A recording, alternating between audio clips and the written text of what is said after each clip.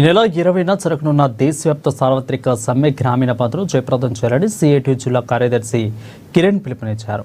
మంగళవారం ఆదిలాబాద్ పట్టణంలోని సుందరయ్య భవన్లో నాయకులతో కలిసి సమ్మెకు సంబంధించిన గోడ పోస్టర్ను ఆవిష్కరించారు.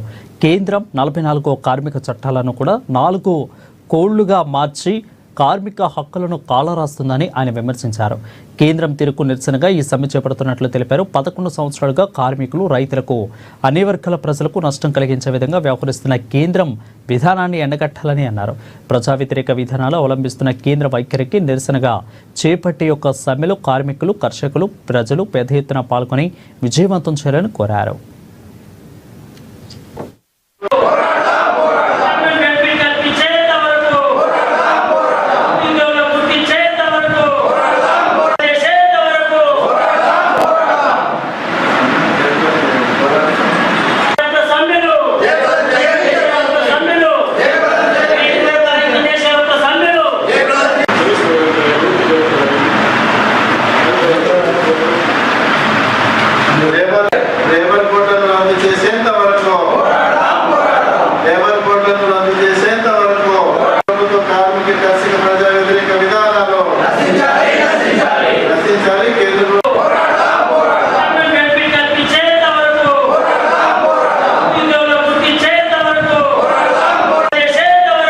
కేంద్ర ప్రభుత్వం అవలంబిస్తున్న కార్మిక ప్రజా కర్షక వ్యతిరేక విధానాలను నిరసిస్తూ మే 20న దేశవ్యాప్త సార్వత్రిక సమ్మెను, గ్రామీణ బంద్ను నిర్వహిస్తా ఉన్నాం.